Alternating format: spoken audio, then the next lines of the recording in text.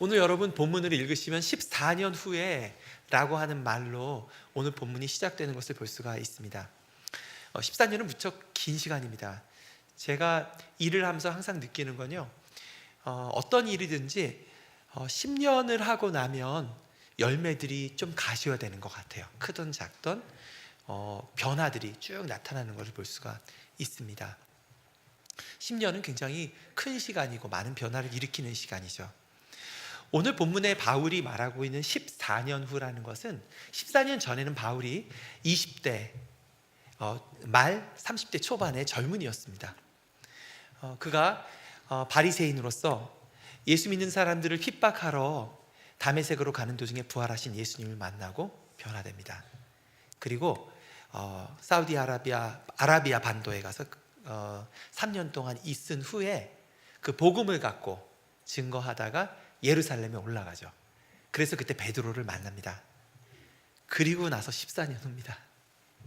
그러니 이제 나이도 바울이 30대 초반에서 40대 중반의 나이가 되었고요.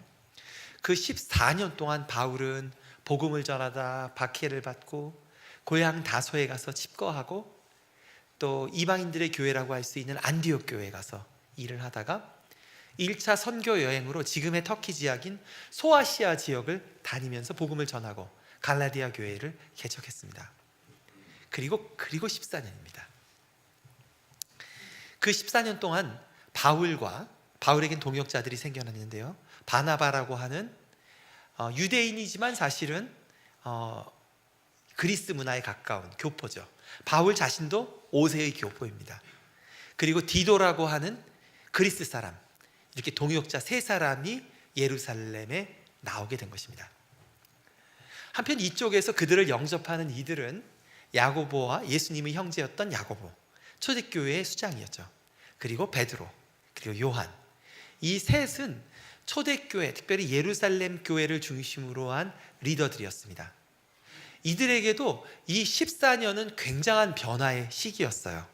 왜냐하면 처음에 성령이 임하고 나서 복음을 담대히 전했을 때는 예루살렘 사람들이 복음을 잘 받았지만 이후에는 핍박이 일어나면서 예루살렘에서 기독교인들이 유대인들 가운데 소수자로 있을 수밖에 없고 핍박받는 자로 있을 수밖에 없었어요.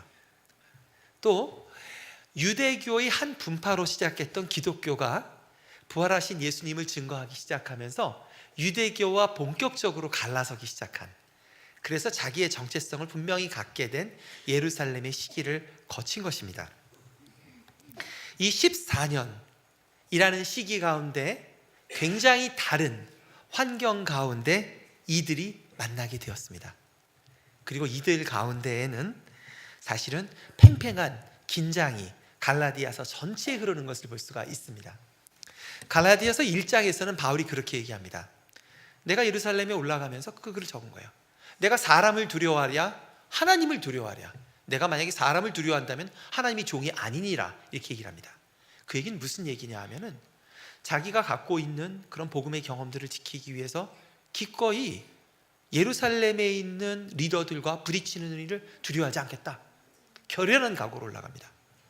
오늘 본문에도 읽으면요, 바울이 유력한 자들이 있으나 유력한 자들이 나에게 영향을 준 것이 없다, 이렇게 얘기하면서 굉장히 날카로운 선을 유지하는 것을 볼 수가 있습니다. 갈라디아서 전체에 그런 긴장이 흐르고 있어요. 그럼 왜 그럴까요? 똑같이 예수를 믿는 사람들이지만 그들의 경험이 다르기 때문입니다. 제게도 25년이라는 시간은 무척 긴 시간입니다. 제가 말하는 25년은 제가 한국을 떠난 지 25년 만에 돌아왔기 때문에 그렇습니다. 제가 한국을 떠났을 때는 20대 중반의 청년이었습니다. 그리고 싱글이었고요. 그리고 캐나다에 가서 이민 생활하고 그 다음 제 아내를 만나서 결혼하고 선교사 준비를 했죠. 이 사진은 제가 30대 중반의 사진입니다. 한국을 떠난 지 10년 뒤인데요, 그때는 박사학위를 끝내고 중국에 막 들어갔던 시기입니다. 저희 애들은 3살과 4살이었습니다. 그리고 이게 4년 전에 찍은 사진입니다. 이제 이 중에 한 녀석은 대학을 졸업했고요, 또 한 녀석은 대학을 다시 들어가게 됐습니다. 그리고 저는 굉장히 좀 변했죠, 그렇죠?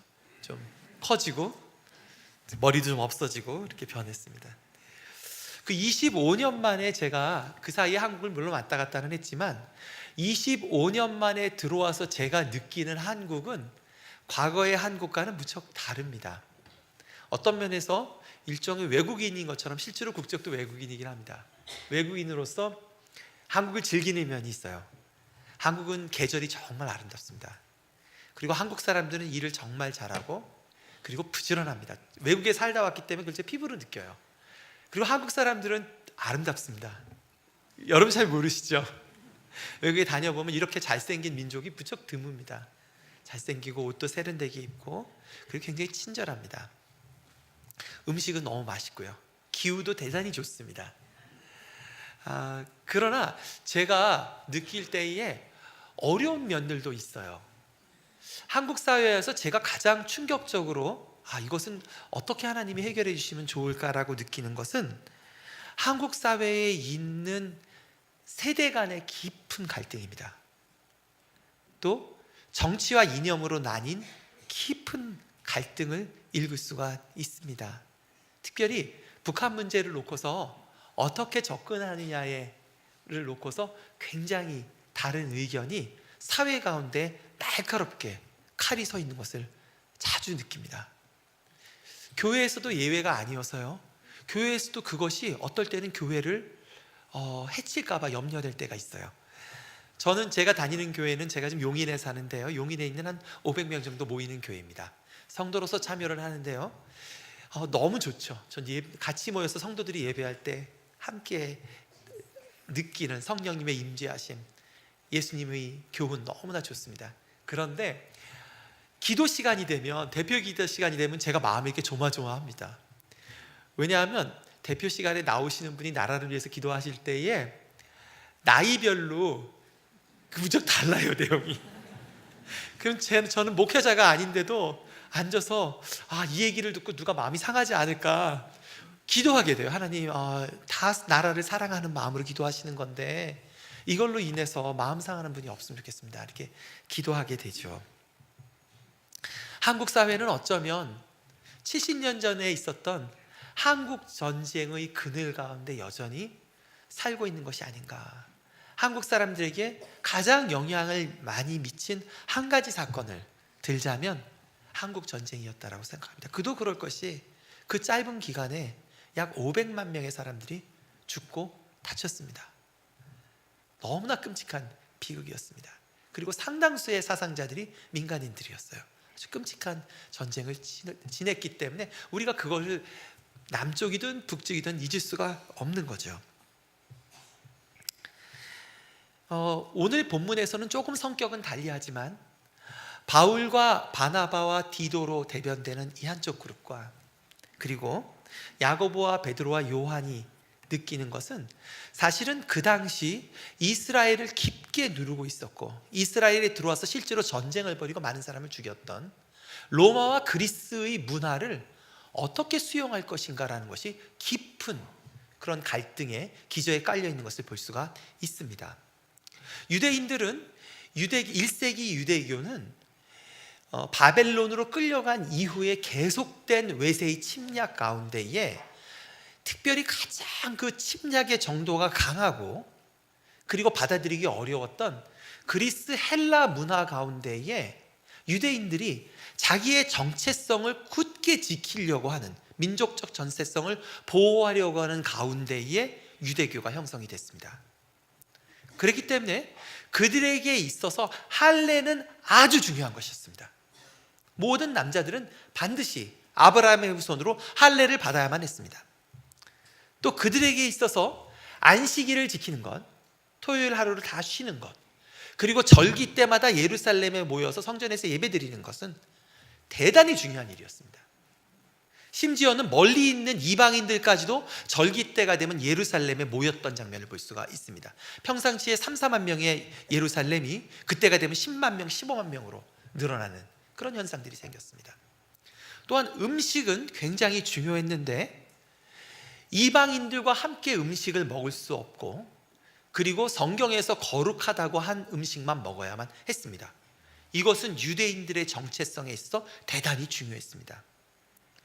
초대교회에 있어서 바울이 바리새인으로서 크리스찬들을 잡아 죽이려고 했던 깊은 동기들 가운데는 이런 민족적인 정서가 깊이 자리 잡고 있는 것을 볼 수가 있었습니다. 그랬던 바울이 그리스 현장에 가서, 터키 지금의 소아시아 지역에 가서 복음을 전하다가 그 상황 가운데에 이런 민족적 정체성이 결코 복음을 전하는 데 도움이 되지 않는다는 걸 알았어요. 그리고 이제 이방인들에게는 더 이상 할례를 요구하지 말자. 목욕 문화가 발달된 그리스 문화 가운데, 헬라 문화 가운데에 그거를 하게 되면 차별받는데 그것을 고난을 이방인들이 감당할 수가 없다. 또 많은 수가 노예였던 이방인 크리스찬들이 토요일 하루를 다 쉰다는 건 있을 수가 없는 거예요. 그러니까 안식일을 지키고 절기를 지키는 것을 중요하게 생각하지 말자. 그리고 도시들로 들어오는 모든 음식들이 대부분 우상에게 제물로 드려지는데 그것을 먹지 말라고 하면 어떻게 하냐? 라고 하면서 그 얘기를 지금 들고 온 거죠. 이게 바울 서신 전체에 깔려 있습니다. 이 긴장이, 초대교회의 긴장이 쭉 깔려 있는 거예요. 그리고 이들이 이제 이 문제를 놓고서 의논을 하게 된 거죠. 예수님이 부활하시고 승천하신 이후에 초대교회가 맞이했던 가장 큰 도전은 외부로 오는 핍박이 아니었습니다. 로마의 힘이 아니었어요. 그리고 음란한 그리스의 문화가 아니었습니다. 물론 그것들이 초대교회를 위협했습니다. 그러나 가장 큰 위협은 교회 안의 나뉘어짐이었습니다. 교회 안의 긴장과 갈등이었다고 할 수가 있었습니다. 그런데 놀랍게도 오늘 갈라디아서 2장은 그것을 이들이 극복하고 있는 모습을 보여주고 있습니다. 갈라디아서 2장 9절에서 10절을 한번 볼까요? 그 회의의 결과가 나와 있습니다. 또 기둥같이 여기는 야고보와 게바와 요한도 내게 주신 은혜를 알므로 나와 바나바에게 친교의 악수를 하였으니, 지금 보세요. 그 긴장감이 있는 것들이 예루살렘 공의회에서 해결이 됐어요. 그리고 바나바와 디도와 바울에게 초대교회 수장이었던 야고보와 게바, 베드로와 요한이 손을 내밀고 친교의 악수를 하면서 그 문제를 해결합니다. 어떻게 그게 가능했을까요? 어떻게 그 중요한 문제를, 어떻게 그 다름을 어떻게 해소할 수 있었을까요? 오늘 본문을 더 읽어보면 우리는 이방인에게로, 그들은 할례자 유대인들이죠, 에게로 가게 하렴이라. 다만 우리에게 가난한 자들을 기억하도록 부탁하셨으니 이것은 나도 본래부터 힘써 행하여 왔노라 라고 얘기를 하고 있습니다. 오늘 본문을 보면 두 가지 면에서 이들이 공통점을 찾는 것을 볼 수가 있습니다. 하나는 예수 그리스도의 복음을 증거하겠다는 열심. 그래서 너희는 이방인들에게 가고 우리는 할례인들에게, 할례 받은 유대인들에게 가서 하겠다. 상황에 다르게 복음을 기꺼이 전할 수 있고 예수 그리스도를 중심으로 한 복음을 증거하는 한 우리는 함께 협력하겠다라고 약속을 하고 있는 것입니다. 그리고 두 번째의 합의입니다. 그것은 가난한 자들을 기억하자라고 얘기를 하고 있습니다. 초대교회의 많은 교회 내의 가난한 사람들, 그리고 초대교회 교인들이 살았던 도시들의 가난한 자들과 함께하고 그들을 돕는 일을 함께하자라고 얘기하는 것은 합의가 이루어집니다. 이 얘기는 책상머리에서 일어난 일들이 아니라 실제의 상황들이었습니다. 그리고 이것이 예수 그리스도를 증거하는 것이 되었습니다.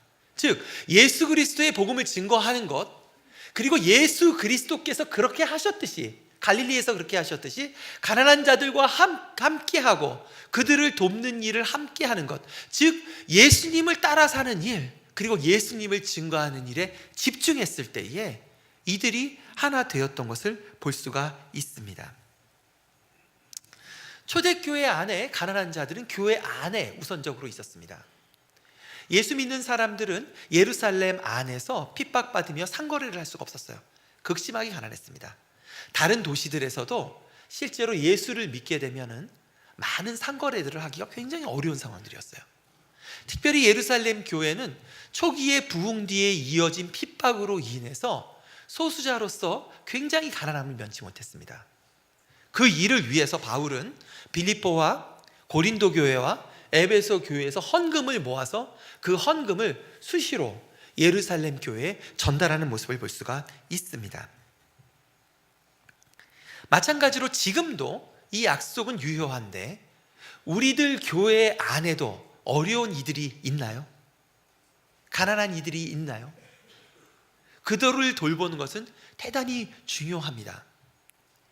우리 교회 안에도 있지만 우리가 하나님의 교회, 초대교회가 그랬듯이 전체 교회를 바라본다면 한국 내에서도 가난한 탈북민들의 교회들, 그리고 농촌의 교회들, 그리고 많은 교회 내에 가난한 사람들이 있습니다. 특별히 자립하지 못한 목회자들과 사모들이 경제적으로 대단히 어렵습니다. 우리가 눈을 조금 더 크게 볼까요? 초대교회처럼? 그렇다면 같이 예수를 고백하는 사람들이지만 북아프리카와 걸프 지역과 중앙아시아 지역, 즉 무슬림권에 있는 기독교인들을 한번 생각해 봅시다. 사실은 그들은 우리보다 더 일찍 복음을 받은 사람들입니다. 2000년 전에 생겼던 교회들이에요. 그러나 7세기에 이슬람이 형성되고 10세기 이후로 이슬람의 세력이 왕성해진 다음에는 그들은 그곳에서 1000년 동안 핍박을 받아왔습니다. 그리고 극심한 가난 가운데 살아왔어요. 3년 전에 저희 인터서브 선교사가 파송돼 있던 아프가니스탄 북쪽에 있던 온 성도교회 올 세인스 처치에서 폭탄이 터졌어요. 150명이 죽었습니다. 그리고 무수한 유가족들이 생겨났습니다. 그리고 재작년에는 이집트 알렉산드리아에서 폭탄이 터져서 50명의 사람들이 죽었습니다. 그리고 이 지역에 가면 기독교인들이 상거래에서 제외됨으로써 대부분 도시 내의 빈민층을 형성해서 가난하게 살아가고 있어요. 여전히 지금도 교회 내에 우리가 전체 교회를 바라본다면 우리가 함께 아픔을 동참할 무수한 사람들이 있습니다. 교회 밖을 좀 볼까요? 당시 초대교회 교회 밖을 본다면 초대교인들이 살고 있었던 도시들입니다. 그 도시들 가운데에는 그리스 로마 문화의 음란함으로 인해서 많은 사생아들이 있었어요. 그리고 그 사생아들이 생겨나면 그리스 로마 문화에서는 태어나자마자 죽이는 일들을 했습니다. 지금도 아테네 같은 유적을 파보면 영아들, 막 태어난 아이들 300명, 400명의 시체들이, 유골들이 발견이 됩니다. 그리고 버려진 아이들이 길거리에 가득했어요. 근데 그 아이들을 크리스찬들이 돌보기 시작했습니다. 자신들이 어려운 가운데도 1세기와 3세기에 걸쳐서 많은 고아들을 크리스찬들이 돌봤습니다. 또한 이 도시 가운데에는 10만 명, 20만 명 되는 그 도시 가운데에 아직 상하수도 시설이 잘 발달되지 않았기 때문에 많은 빈민들이 극심한 더러움 가운데 살았어요. 그러다 보니까 역병이 돌았습니다. 우리나라 말로 연병이라고 하죠, 그렇죠? 장티푸스가 수인성 질환으로 돌았습니다. 그 병이 1세기와 3세기에 걸쳐서 전 로마 제국에 2번이나 거대하게 돌았는데요, 그 일들이 발생을 하면 로마 군인들은 그 지역을 봉쇄하고 군사들을 세워서 교통하지 못하고 그 안에 있는 사람들이 굶어 죽도록 했습니다. 그렇게 해서 전염을 막은 거죠. 근데 놀랍게도 기록에 의하면 크리스찬들이 그 지역에 들어가서 그들을 병간호하기 시작합니다. 그리고 그들 가운데 절반가량의 사람들이 살아났어요. 물론 하나님께서 기적을 베풀어서도 살아났지만 이 장티푸스나 연병 같은 경우에는 이게 계속 설사를 하면서 물이 빠지는, 영양이 빠지는 거기 때문에 음식을 계속 먹이고 열을 낮춰주면은 한 절반가량은 삽니다. 그걸 몰랐죠. 근데 그 일을 하기 위해서는 자기도 그 병에 걸려서 죽을 위험을 기꺼이 감수했던 거예요. 지금 그런 얘기를 하고 있는 겁니다. 그 일을 하면서 3세기가 됐을 때에 기독교인들의 복음이 많은 사람들에게 전해질 수 있었던 것입니다.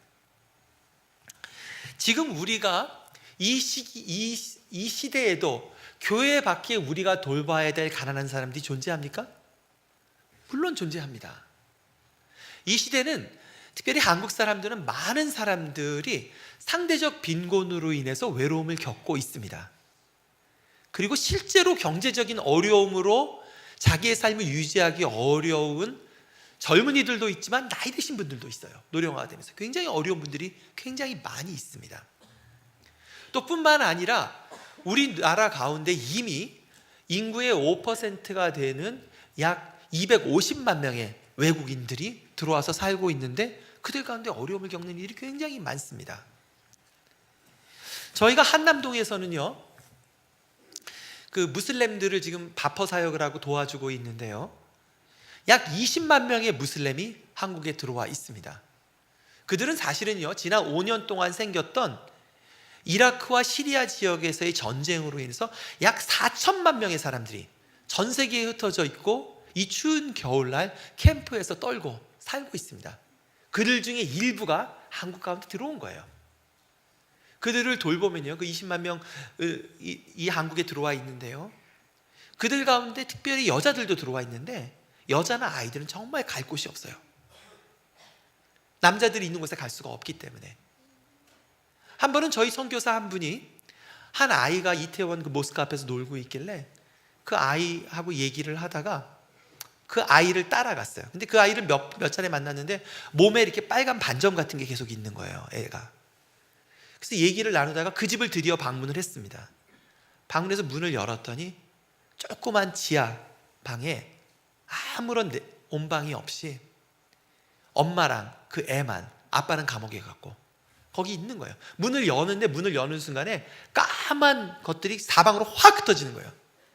그 방 전체가 바퀴벌레가 가득 차 있는 거예요. 이런 어려운 이들이 우리 가운데 이미 함께하고 있습니다. 지금 그러한 이들 가운데에 함께하려는 것들, 예수 그리스도를 따라서 예수 그리스도를 증거하는 열정과, 그리고 예수 그리스도를 따라 예수님이 그러하셨듯 아파하고 고통받는 이들 가운데 함께 있고자 하는 그 결심이 바울과 바나바와 디도, 그리고 베드로와 요한과 야고보, 다른 세대이고 다른 문화권이고 다른 걸 경험했던 이들을 하나 되게 하였습니다. 그리고 우리도 역시 우리 지금 한국 교회 가운데에, 그리고 한국 사회 가운데에 평화를 회복하려는 노력들은 바로 이 예수 그리스도에 집중할 때에만 우리의 다른 점들을 극복할 수 있는 것입니다. 저는 한국 땅에 처음 들어왔던 100년 전에 들어왔던 복음을 생각합니다. 특별히 제가 20대 이후로는 교포로 살았기 때문에 한국 사회를 잘 몰라요. 그래서 들어온 한국에 2년 반 전에 들어온 다음부터는 틈만 나면 우리 한국, 하나님께서 한국 사람들에게 특별히 주신 영적 유산이 무엇일까를 곰곰이 생각하고 어떻게 복음이 들어왔고 그런 거를 자꾸 찾아보려고 틈틈이 노력을 하고 있습니다. 저희 나라에 복음이 들어온 것은 1880년대 후반부입니다. 제가 말하는 복음은 개신교의 복음입니다. 물론 천주교의 복음은 100년 전 일찍 들어왔습니다. 그리고 그 안에도 하나님이 일하신 것들이 있습니다. 1880년대 개신교의 복음이 들어오기 전에 20년 전에 굉장한 사건이 있었습니다. 그것은 1861년부터 미국에서 일어났던 남북전쟁입니다. 남북전쟁, 우리가 미국 사람들이 아니라서 그 전쟁이 얼마나 큰 규모였는지 잘 감을 못 잡습니다. 제가 객관적인 통계를 말씀드릴게요. 1861년부터 1865년까지 4년간 있었던 남북전쟁에서 죽은 사람이요 62만 명입니다. 미국이 지금까지 했던 모든 나머지 전쟁을 다 합쳐도 이렇게 많이 죽은 적이 없어요. 남과 북이 비슷한 숫자로 죽었습니다. 부상자까지 합치면 150만 명인데요, 그때 미국의 인구가 3천만 명이었기 때문에 그것을 오늘의 숫자로 환산을 하면요, 전쟁으로 죽었던 군인이 600만 명이 죽은 겁니다. 600만 명의 군인이, 상당수의 성인 남자들이 죽은 겁니다. 그리고 다친 사람까지 하면 1,500만 명이죠. 그런데 우리 경우에는 한국전쟁이 끝난 후에 그 싸웠던 남과 북이 70년 동안 따로 떨어져 있었어요. 근데 미국의 상황은 좀 어떤 상황이냐 하면 그렇게 서로 죽였던 사람들이 한 사회에서 살 수밖에 없었던 거예요. 그러니 남과 북 사이에 얼마나 많은 적대감이 있었겠습니까? 교회도 다 반쪽이 났어요. 장로교회도 북장로교회, 남장로교회로 나뉘었고, 감리교회도 북감리교회, 남감리교회로 나뉩니다. 침례교도 북침례교회, 남침례교회로 나뉩니다. 그리고 서로 대화도 하지 않았어요. 그런데 그 사람들이 우리 조선에 들어왔던 거예요. 1800 전쟁이 끝난 지 20년 어간에. 그리고 놀라운 거는 그 사람들이 본토에서는 그런 긴장감이 있는데 조선 땅에 들어와서는 서로 협력했습니다. 함께 일했어요. 서로를 초대하고 남장로교회 선교사들이 오면은 북장로교회 집에서 재우고, 그리고 함께 협력했어요. 감리교도 북장로교회와 남감리교회가 함께 협력했고, 감리교와 장로교가 함께, 아펜셀러와 언더우드가 함께 일했습니다. 당시의 지도를 한번 볼까요? 한번 보시죠. 이게 그 당시의 조선이고요. 조선을 선교사들이 함께 협의해서 지역을 나눠서 협력하기로 했어요. 우리가 다 하나님의 종들인데 서로 경쟁하지 말고 함께 협력하자. 감리교는 지금의 강원도 지역과 황해도 그리고 충청도 지역을 감당하게 됩니다. 이것은 놀라운 일이에요. 놀라운 일입니다. 전쟁이 지난 지 20년밖에 안 됐는데 그 사람들이 지금 함께 협력하는, 민족과 교단을 넘어서서 함께 협력하는 모습을 보여주고 있어요. 어떻게 이게 가능했을까요? 어떻게 이게 가능했을까? 저는 이게 아주 놀라운 일이었어요. 어떻게 이게 가능했을까? 어떻게 가능했을까? 전쟁이 끝난 지 20년이 안 됐는데 어떻게 함께 협력하고 서로를 존중할 수 있었을까? 그리고 저를 또 놀라게 한 것은요, 이들이 실제로 조선을 섬겼던 방법입니다. 단순히 복음을 전하고 교회를 개척하는 정도가 아니라 실제로 조선 사람들에게 필요한 것들을 만들어내기 시작해요. 무수한 대학을 세웠습니다. 무수한 병원을 세웠어요. 그리고 많은 사회운동을 했습니다. 사실은 한국 사회가 한국전쟁 이후에 급격히 발달할 수 있었던 교육적 기반과 현대적 사고의 기반이 될 수 있는 교육의 많은 제도들이 선교사들이 세운 학교와 밀접한 관련을 맺고 있습니다. 작년 여름에 양화진을 들릴 일이 있어서 제가 좀 무덤에서 사진들을 좀 찍어봤어요. 한번 넘겨주세요. 이 사진은요, 언더우드 선교사의 무덤입니다. 언더우드 선교사의 일족은 저희 그 아들까지, 손자까지 남아서 연세대를 세우고 한남대학을 세웠습니다.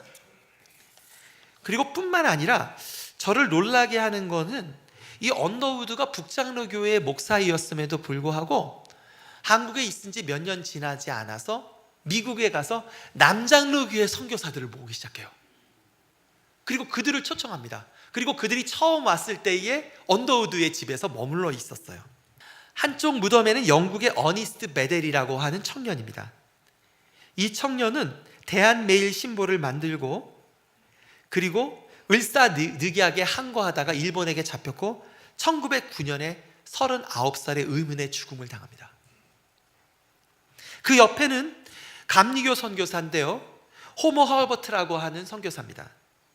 그 선교사는 처음에 와서 배제학당, 아펜셀러가 세운 배제학당의 교사로 있었는데요, 민비가 살해당했을 때는 고정을 지키는 경호원으로 일했습니다. 그리고 1903년부터는 타임지에다가 계속 조선을 독립하는 기고를 올렸습니다. 1907년에는 헤이그 만국회의에 밀사로 참여할 때 그것을 돕고 같이 동행하게 됩니다. 통역자로.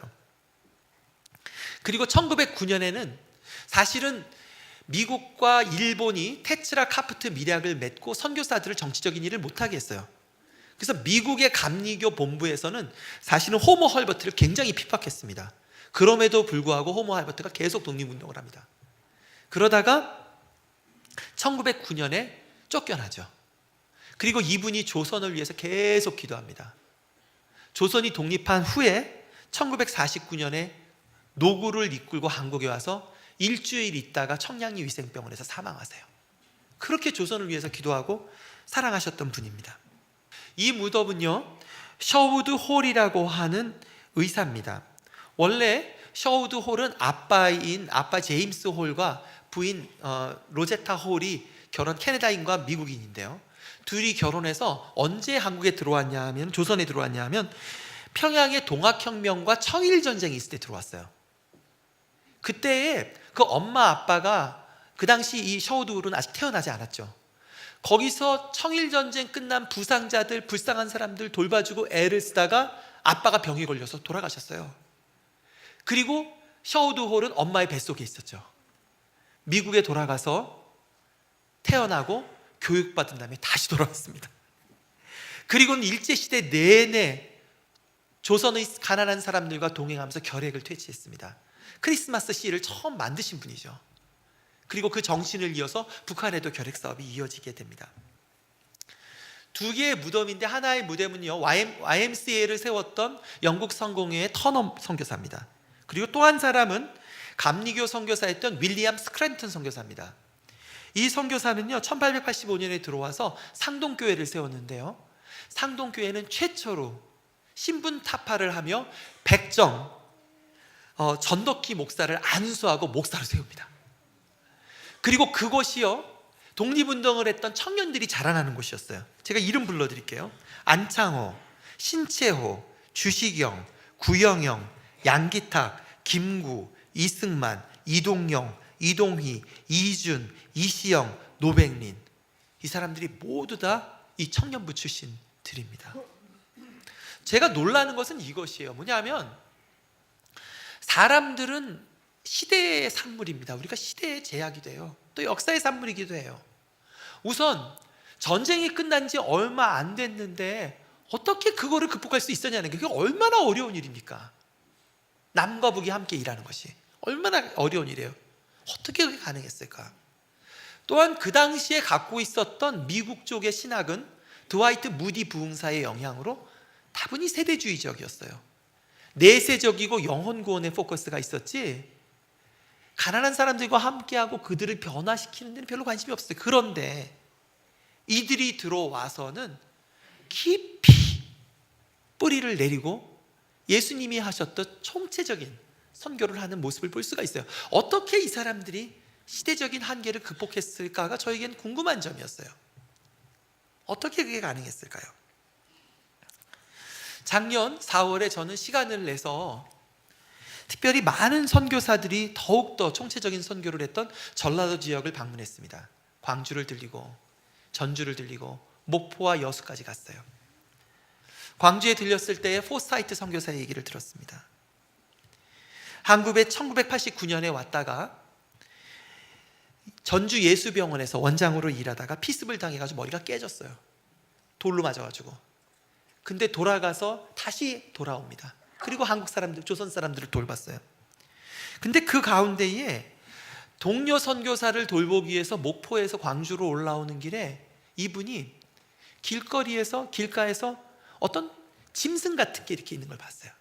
근데 자세히 보니까 짐승이 아닌 거예요. 보니까 어떤 여자가 있는데, 여자가 거적더미를 쓰고 있는데 얼굴이 다 썩은 거예요. 한센병이 걸린 거죠. 그 사람을 씻깁니다.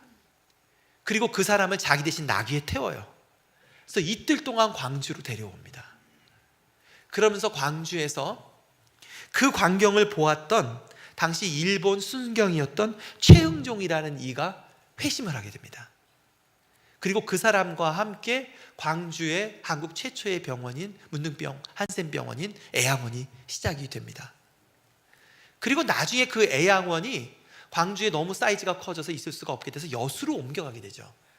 그리고 여수에 있던 애양원에 경상도 출신의 목회자였던 손양원이 오게 됩니다. 여수에 가서 그 흔적을 읽으면서 손양원 목사님이 그곳에 2년간 1년 반 정도 부임하고 있다가 일본의 감옥소에 갇히게 됩니다. 신사참배 문제로. 그리고 그곳에 여러 가지 그 고문 기구 같은 게 이렇게 전시되어 있는데, 제가 그곳에 갔을 때에 한국적 영성에 대한 어떤 그런 한 가닥을 잡은 느낌이었어요. 그것은 뭐냐 하면요, 우리들이 처음 복음을 받았을 때는 우리나라는 너무너무 가난했습니다. 그리고 너무너무 착취당했습니다. 수확하면 열의 9을 뺏어갔어요. 많은 사람들이 굶어 죽었습니다. 전라도 지역에서. 그리고 서서평이라고 하는 여성 선교사는 그들과 함께 굶어 죽었어요. 그 얼마 안 되는 걸 나누기 위해서. 그런 가운데에 머리로는 예수님을 알지만 예수님을 따라 사는 게 너무너무 힘든 거예요. 신앙을 지키기가 너무 힘든 거죠. 그러니 어떻게 했을까요? 기도해야죠. 그들이 새벽마다 무릎 꿇고 기도합니다. 그리고 그들의 기도는 어떤 기도였을까요? 그게 통성 기도입니다. 애를 끊는 기도입니다. 정말 예수님을 따라 살고 싶지만 현실로는 안 되는 거예요. 그러니까 부르짖는 거죠. 그러니까 주여, 주여를 부르짖는 거예요. 제가 우리 인터서브 국제 모임에 가면 이 통성기도 가르칩니다. 우리 한국교회 유산이라고 가르칩니다. 그래서 제가 이렇게 얘기해요. 이 기도는 그렇게 하는 기도가 아니고 God, 창자에서 창자를 끊으면서 하는 기도라. 그러면서 제가 선창을 해줘요. 어떻게 하냐면 이렇게 기도합니다. 주여!